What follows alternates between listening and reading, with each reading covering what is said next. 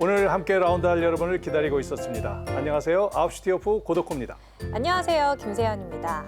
프로님, 라운드를 하다 보면 네. 공을 쳤는데 공이 좀 숲풀 같은 데 들어갔을 때 공을 찾잖아요. 네. 그럴 때 한 어느 정도의 시간으로 찾아야 에티켓에 어긋나지 않고 찾을 수 있을까 최근에 좀 고민이 들어서. 보통 이렇게 로스트볼이 났을 네. 때, 로스트볼이 났을 때 그 룰이 바뀌었죠. 그전에는 찾는 시간이 5분이었었는데 요즘은 이 빠른 진행을 위해서 개정된 룰은 3분이에요. 근데 사실 그럴 때 네.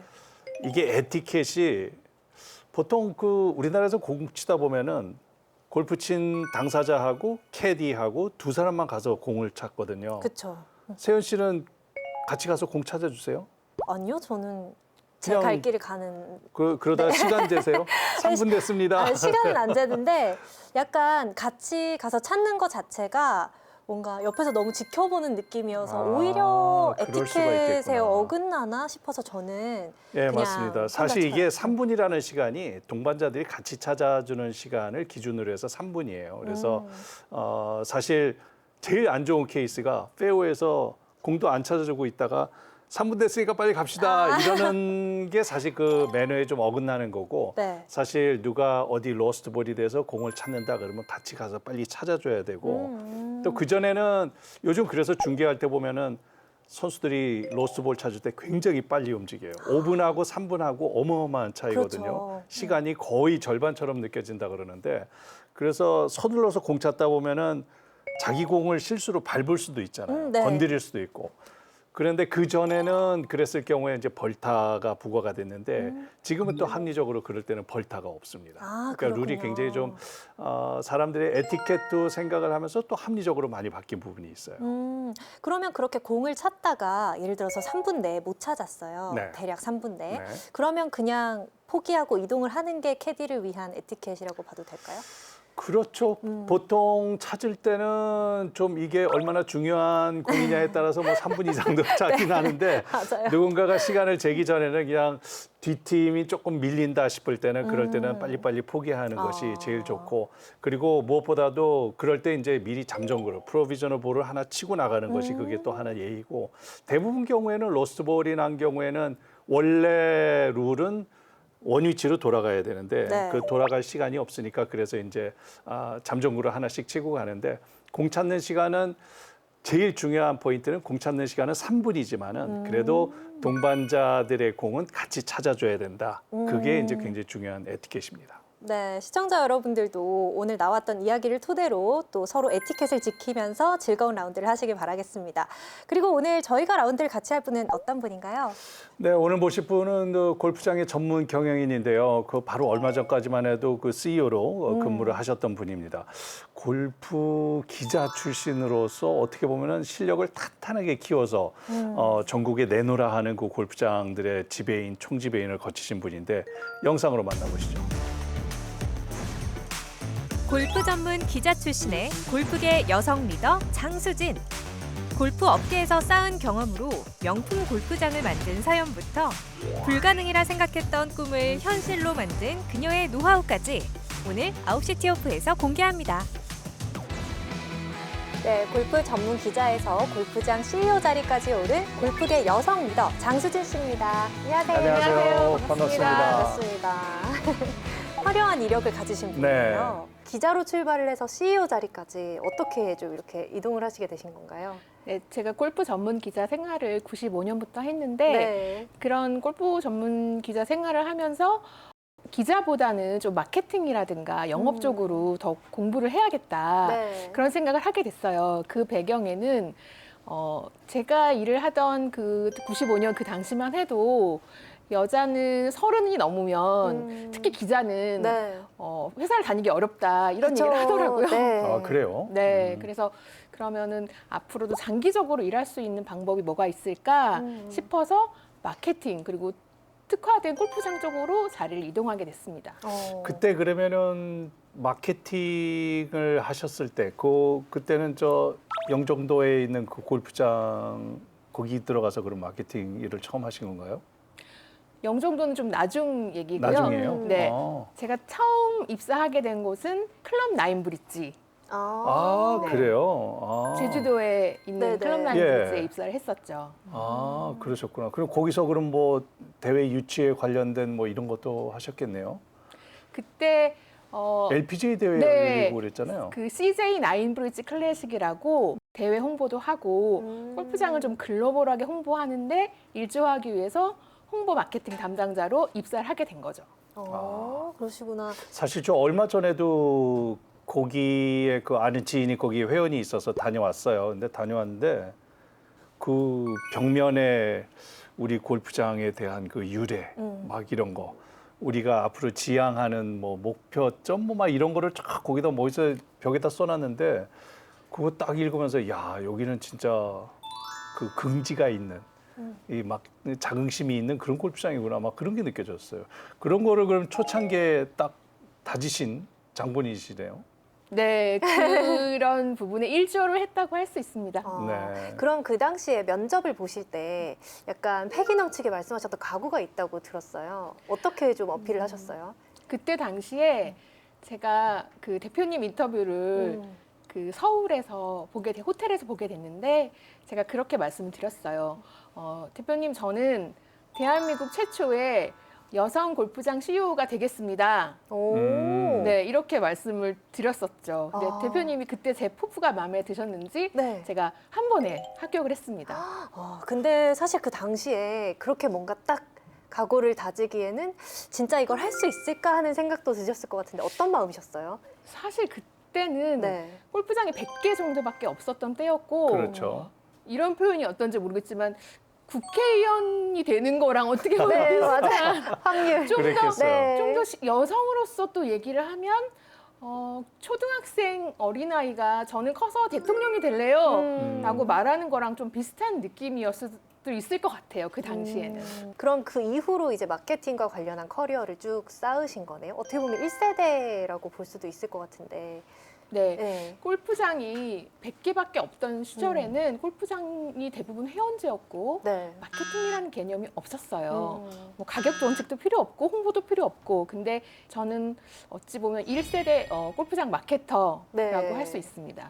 말씀 듣다 보니까 이게 우연인가요? 그러면은 우리 저 장 대표님이 나인브리지에 있을 때 거기 LPGA 대회가 열렸다가 스카이 71로 가니까 그쪽으로 그러니까. 대회가 옮겨가고 뭐 제가 운이 좋은 걸 수도 있고 그런 대회를 개최하기 위해서는 조금 골프장에 최적화된 마케터가 필요하다라고 생각했기 때문에 제가 또 옮길 수 있지 않았을까 싶습니다. 왠지 이렇게 말씀 듣다 보니까 그게 참 우연이 아닐 것 같은 마쿠에서 네. 그 대회를 다 좌지우지하고 막 그러셨던 것 같은데 사실 제가 개인적으로도 그 한국의 대회에 참가했던 선수들의 얘기를 들으면 아무래도 그 공항 근처라서 좋았던 것도 있지만은 전체적인 골프장의 그 대회 컨디션이나 이런 게 너무 좋아하더라고요. 야 진짜 한국에서 이런 대회가 열리는 한 이 골프장에서 열리면 나는 매년 올 거다. 막 반응들이 거의 그 정도였었어요. 굉장히 좀 아주 잘 모든 게 뭐 셋업이 다 완벽했던 것 같아요. 그러면 이런 컨디션을 만들어 놓기 위해서 또 어떤 미션 같은 게 있으셨을 것 같은데 어떤 작업을 좀 하셨어요? 그러니까 사실 좋은 대회가 개최가 되는 이후에는 또 네. 그 대회를 통해서 골프장이 홍보가 되고 골프계도 같이 발전을 하는 것이 중요한 포인트잖아요. 네. 네. 저는 나인브리지에서 배운 게 대회를 개최했을 때 그 선수들의 어떤 족적들을 기록하고 보관하고 그것을 히스토리화하는 것들 그런 것들을 배운 것 같아요. 그래서 스카이 72에 와서도 대회를 개최해서 뭐 준비하고 끝나는 게 아니라 그 선수들의 족적들을 남기고 역사관을 만드는 일들을 많이 했어요. 네. 그 중에서도 제가 좀 독자적으로 개발했다고 할 수 있는 거는 네. 예전에는 이제 핸드 프린팅이라고 네. 해서 많이 네. 하잖아요. 근데 그거 말고 저는 골퍼니까 그들의 그림 모양을 만들어서 전시를 하자 이렇게 생각을 해서 네. 제가 최초로 그립 프린팅이라는 어떤 조형물을 제작을 네. 해서 클럽하우스 내에 전시도 하고 이제 그런 것들을 많이 해 나갔었죠. 그게 반응이 굉장히 좋았겠어요. 사실은 반응도 너무너무 네. 좋았는데 왜냐면 선수들의 그런 그립 프린팅이 광장에 있으면 최경수 선수의 그립 프린팅이다 하면 와서 그림 모양을 보고 네. 거기에 오신 분들이 이제 따라해 보기도 하고 어떤 그들의 발자취들을 기억을 해주시잖아요. 네. 근데 보시는 분들은 좋을지 모르겠지만 저는 그거 할 때 제가 직접 이제 진행을 하고 했었는데 참 어려웠던 게 유명한 선수들이 뭐 버바 왓슨도 왔었고 네. 뭐 많은 선수들이 왔는데 그런 선수들에게 그런 것들을 시키는 게 아, 쉽지가 않아요. 그쵸. 그분들의 아, 그래요? 그러니까 뭐 1분, 2분 막 이렇게 자기가 내줄 수 있는 시간은 1분이야. 뭐 그런 시간 동안에 그런 작업들을 해야 되니까 그래서 저는 이제 좀 호감을 사기 위해서 오, 네. 금으로 골프채를 만들어가지고 미니어처를 만들어서 오, 네. 그분들이 딱 오시면 그걸 딱 선물로 드리고 그러면 너무 어메이징하다고 막 얘기를 해요. 어머 그쵸. 이렇게 너무 귀엽고 예쁜 골프채를 또 금으로까지 만들다니 이렇게 해서 되게 고맙게 생각을 하셨고 이제 그러고 나면 좀 분위기가 부드러워지는 거예요. 그래서 1분이 5분이 되고 5분이 네. 10분이 되고 아, 그런 이런 게 참 비결이 있었구나. 마케팅의 기술인 네. 것 같은데 네. 그러면 그 금을 이렇게 금 맥기라 그러나 이거 아니요. 코팅을 한 거예요? 아니면 아니요. 순금으로? 순금으로. 오, 그 그래서 제가 비용이 어마어마하게 풀 세트를 제작을 해서 선수들이 올 때마다 네. 하나씩 드렸어요. 진짜요? 네. 진짜 그래서 대단하다. 기록물도 만들고 네. 뭐 홍보도 할 수 있었고 사실 그런 선수들은 거대한 스폰서들이 함께 불러서 엄청난 비용을 들여서 오는 분들이잖아요.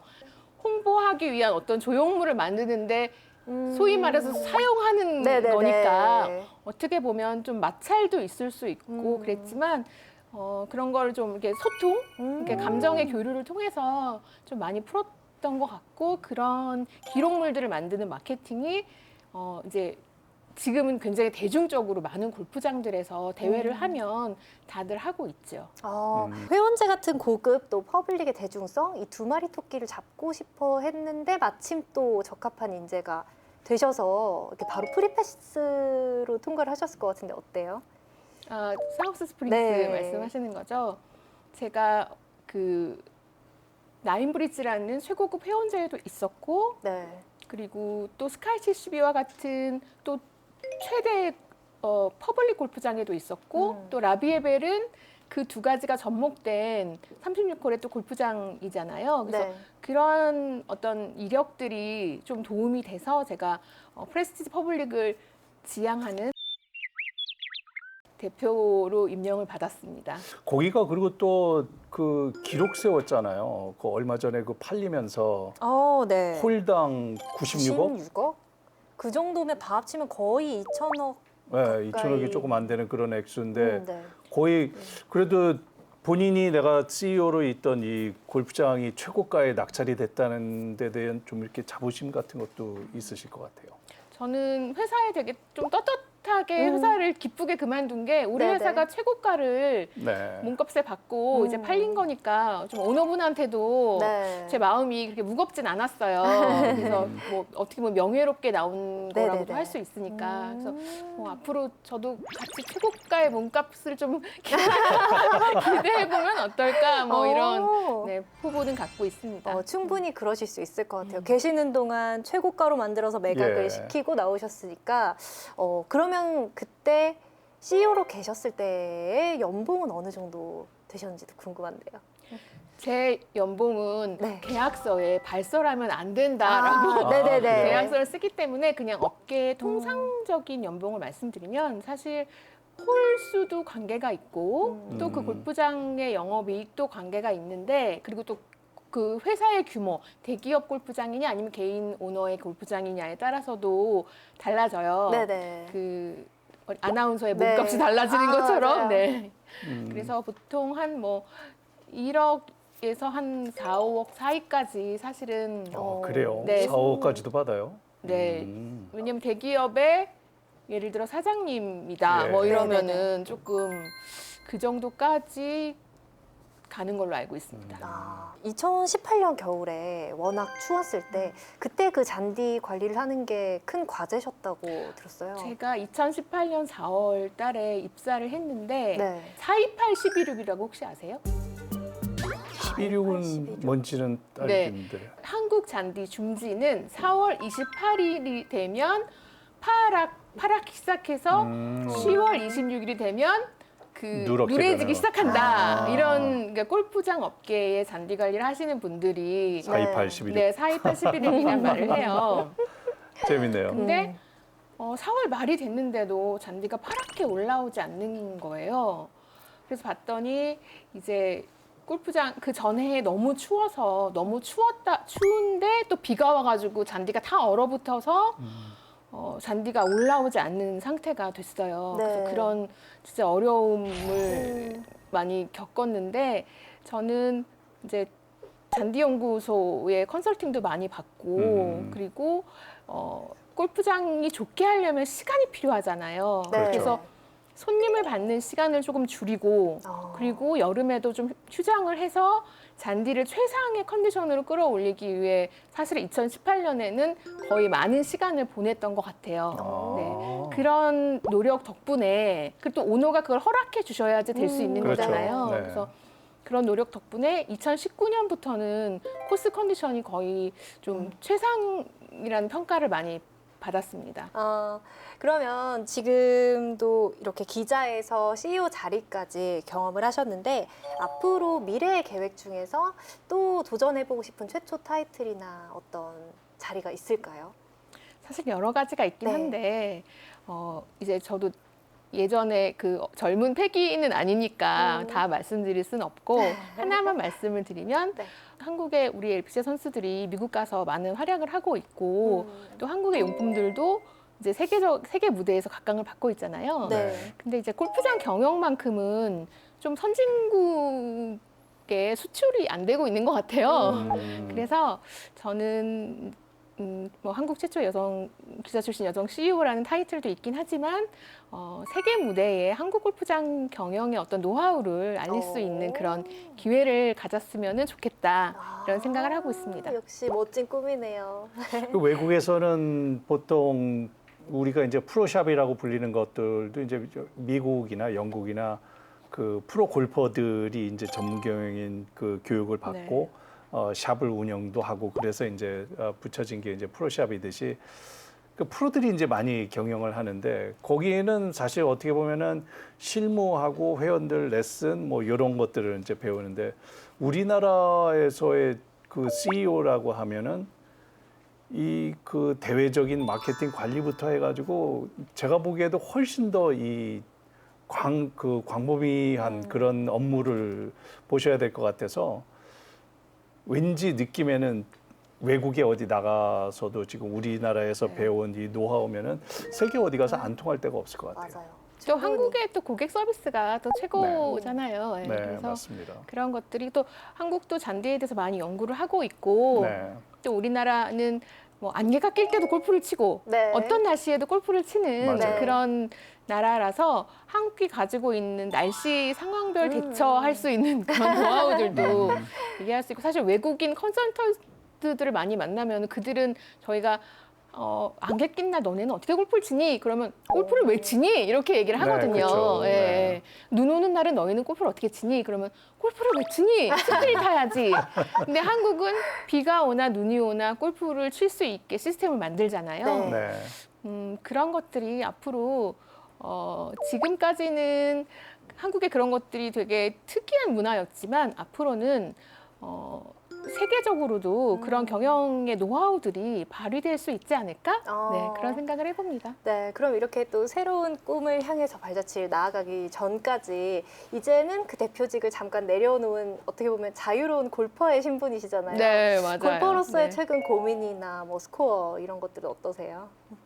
제가 정말 골퍼로서는 네. 그러니까 여자들은 드라이버 치고 이제 파운 하려면 우드를 치잖아요. 네. 그렇죠. 근데 네. 비거리가 짧으니까 파운 하기가 너무 힘들더라고요. 그래서 좀 우드 비거리를 늘려서 파4나 파5에서 따박따박 파운을 할 수 있는 그런 좀 비거리를 가질 수 있을까? 네, 그래서 페어웨이 우드를요? 페어웨이 우드의 비거리를 좀 늘리고 싶다 이런 생각을 하고 있습니다. 그렇죠. 사실 우리나라 그 대부분의 그 골프장들이 레드 티가 너무 가혹해요. 그 맞아요. 여성 티가 너무 전장이 길다 보니까 세현 씨도 가면 드라이버하고 몽둥이만 치지 않아요? 맞아요. 그렇죠. 뭐 아이언 칠 일이 거의 없죠. 네. 맞아요. 딱 그냥 계속 우드만 치고 그러다가 이제 뭐 쇼다이언을 그린 주변 가서 이렇게 치고 하는데 예, 그런 거 제가 보기에는 대부분의 여성 골퍼들이 느끼고 있는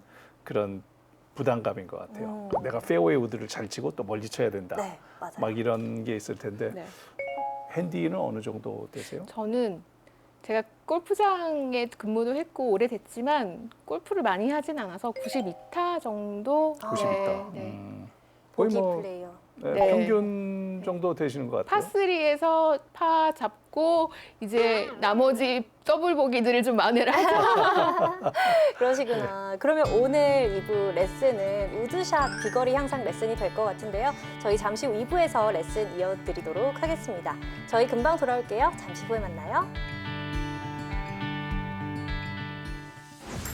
그 평상시에 느꼈던 문제점이 네. 스윙할 때 좀 이런 부분이 내가 문제가 있는 거 아닌가 싶었던 백스윙을 했죠. 다운스윙 내려올 때 이 팔꿈치를 오른쪽 옆구리 쪽에 붙이면서